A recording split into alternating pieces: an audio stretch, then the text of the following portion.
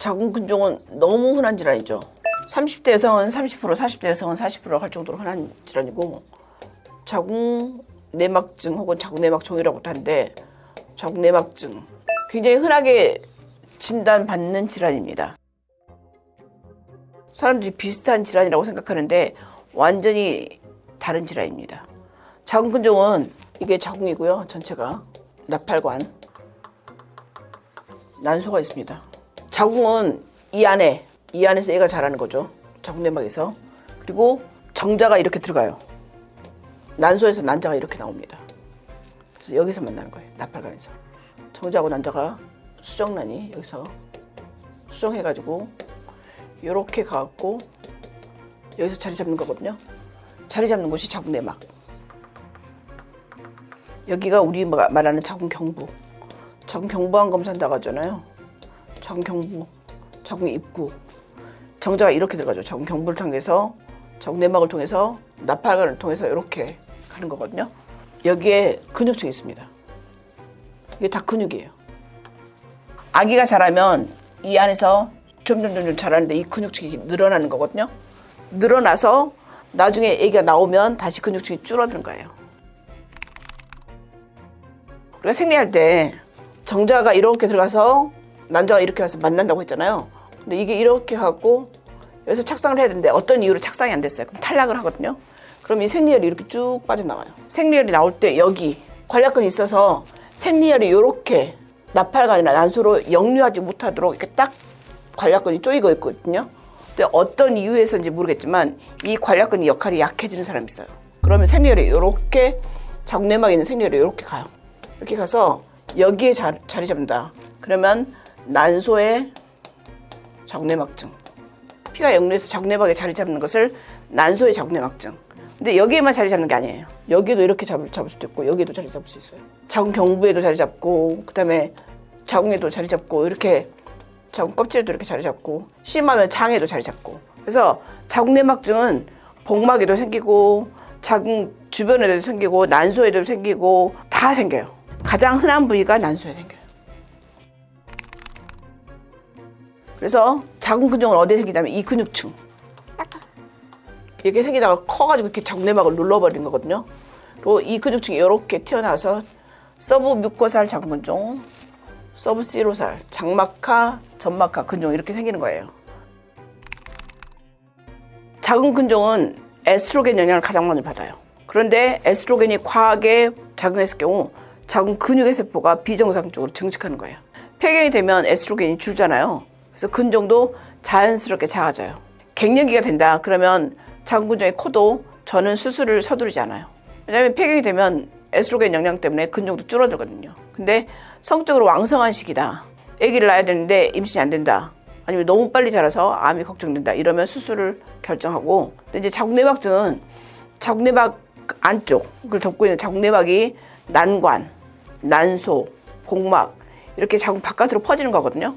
생리혈이 역류해서 생긴다는 이론이 가장 많아요. 하지만 왜 역류하는지 정확한 원인은 아직까지 밝혀지지 않았어요. 면역의 기능 이상과도 관련이 있다고 보고를 하고 있기 때문에 정확한 원인이 밝혀지지는 않았지만 자궁내막에 있는 세포가 다른 데로 가서 증식하는 것을 자궁내막증이라고 합니다. 주 증상이 조금 달라요. 자궁근종은 생리량이 갑자기 많아지고 생리 기간이 길어지거나 그로 인해서 빈혈이 생기거나 그리고 아랫배에 묵직한 압박감이 느껴지면서 방광을 누르니까 소변이 자주 마렵거나 장을 눌러서 변비가 생기기도 합니다. 놀라운 사실은 자궁근종도 절반 이상의 증상이 아무것도 없어요. 그래서 산부인과에 오면 암 검사할 때 반드시 초음파포라고 하고 특히 가임기 여성은 초음파포라고 하는 이유가 클라미디아가 3분의 2가 증상이 없는 것처럼 자궁근종도 절반 이상의 증상이 없어요. 자궁 적출할 때쯤 발견되는 경우도 상당히 많습니다. 그리고 이제 자궁내막증인데 이거는 극심한 생리통의 주원인이에요. 그래서 가임기 여성이 생리통이 심하다. 그럼 초음파를 보라고 하는 이유가 자궁내막증이랑 근종 때문인데 특히 불임 여성의 3분의 1 이상에서 자궁내막증이 있어요. 이런 생리통은 진통제를 먹어도 잘 듣지 않아요. 그리고 생리 때마다 통증은 점점 심해지고 성관계할 때 통증도 생기고 배변 때도 통증이 생기는데 그 이유가 뭐냐면 장에도 막 생기거든요. 이게 눌러붙게 해요. 그러니까 이런 것들이 옆에 막 장이 가서 눌러붙고 그다음에 이 난소가 이렇게 갖고 자궁에도 눌러붙어요. 여기서 분비되는 액들이 이렇게 눌러붙게 하거든요. 그럼 생리할 때 여기 눌러붙어 있으니까 생리통도 생기고, 장에 눌러붙어서 변 볼 때도 통증이 생기는 거거든요. 그래서 자궁 내막증의 주 증상은 초콜릿 시스트라고 하는데, 그 초콜릿 시스트가 조금씩 질질 새요. 그러면서 그게 나와서 유착을 시켜요. 그러니까 점점 심한 골반통이 생길 수도 있죠. 그리고 참기 힘든 생리통의 주 증상인데, 그래서 생리통이 심한 여성은 원래 이렇게 심한 건가 이렇게 생각하면 안 되고, 꼭 산부인과 가서 근종이 있는지 정내막증이 있는지 봐야 되고, 이게 또 임신하고 관계가 있기 때문에 더 그렇습니다. 특히 이제 근종일 경우 크기나 위치에 따라서 그 임신에 미치는 영향이 다르거든요. 점막하 근종은 이 근종이 이렇게 튀어나오잖아요. 여기 착상해야 된다고 했죠. 정자랑 난자 수정란은 굉장히 마이크로하게 보일 텐데, 근종이 2cm만 돼도 1cm만 돼도 이 수정란한테는 엄청난 바위거든요. 착상을 방해할 수 있어요. 그러니까 위치에 따라 다르고 사이즈에 따라 달라요.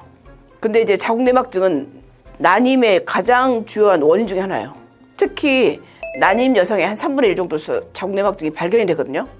이 난소에 생기는 초콜릿 시스트, 이 자궁내막증은 난소 기능을 떨어뜨려버려요.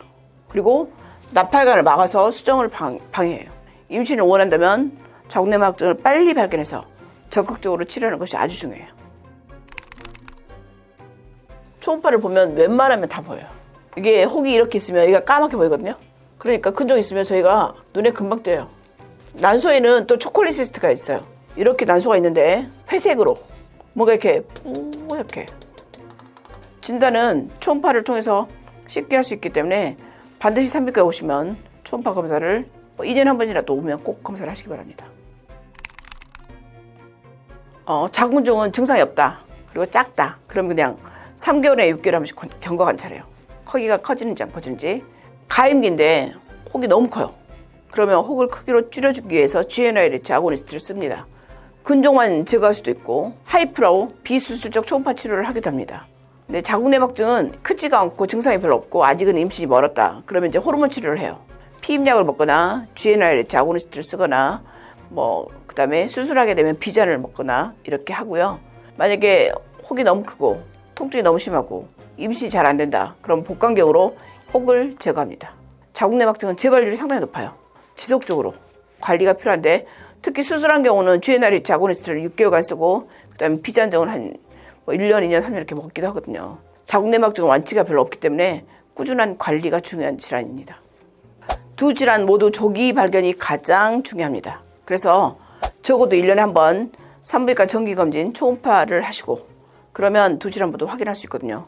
그리고 특히 어린 나이거나 폐경이 됐어도 증상이 있다, 그럼 산부인과 방문하시고, 가임기 여성, 어린 10대, 20대에도 생리통이 너무 심하거나 생리량이 갑자기 늘었다면 반드시 참지 말고 산부인과를 방문해 보세요.